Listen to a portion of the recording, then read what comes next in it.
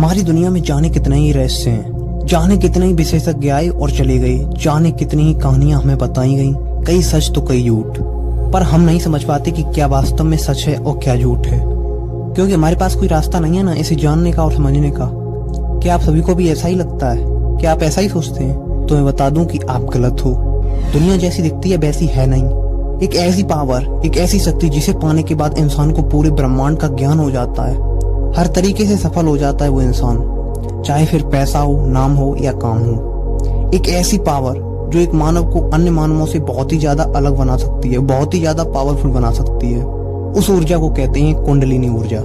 आपने कहीं टीवी पर या फोन पर देखा या सुना होगा कि अगर कोई ऋषि मुनि किसी को भी श्राप दे दे तो वो श्राप सच हो जाता था।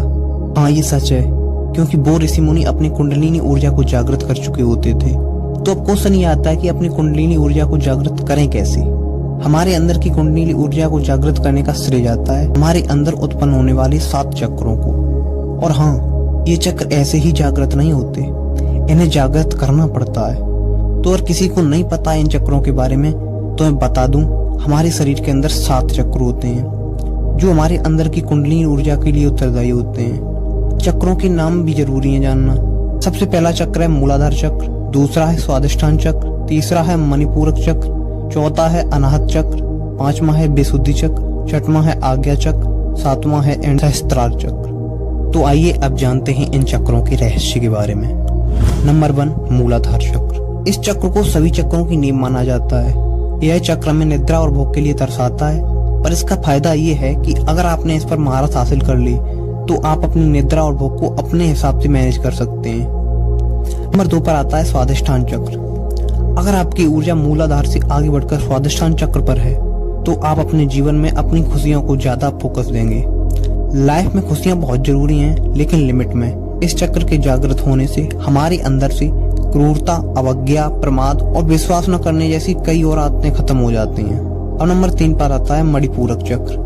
कहा जाता है अगर किसी इंसान की ऊर्जा मणिपूरक चक्र में है तो उस व्यक्ति पर काम करने का एक अलग ही भूत सवार रहता है।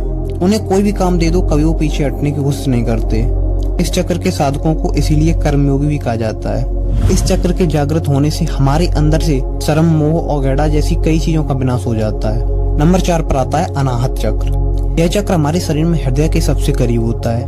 यह केवल एक ऐसा चक्र है जिसके जागृत होने से हमारे अंदर एक नई कला उत्पन्न होती है, जिससे हमारे अंदर कुछ न कुछ नया करने की आदत बनने लगती है। इससे आप एक कवि, लेखक, चित्रकार आसानी से बन सकते हैं। और अगर कोई इस चक्र पर महारत हासिल कर ले तो उसे नई नई ध्वनियां सुनाई देने लगती हैं। अब नंबर 5 पर आता है विशुद्ध चक्र।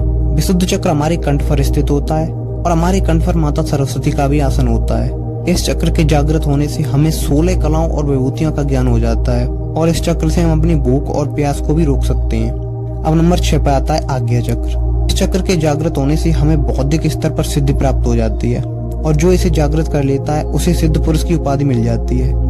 हमें यह चक्र एक शांति की अनुभूति कराता है। हमारे आसपास कुछ भी हो रहा हो, हमें कुछ फर्क नहीं पड़ता है। अब नंबर 7 पर आते हैं सहस्त्रार चक्र। अगर इंसान अपनी ऊर्जा को सहस्त्रार चक्र तक पहुंचाकर इस चक्र को जागृत कर ले तो उस इंसान को जीवित ही मोक्ष प्राप्त हो जाता है। वो इंसान बिना कारण के ही खुश रहने लगता है। तो ये 7 चक्र जिन्हें जागृत करने के बाद हमें कुंडलिनी ऊर्जा प्राप्त होती है, लेकिन इन 7 चक्रों को जागृत करना बहुत ही ज्यादा कठिन है और आज के टाइम पर तो बहुत ही ज्यादा।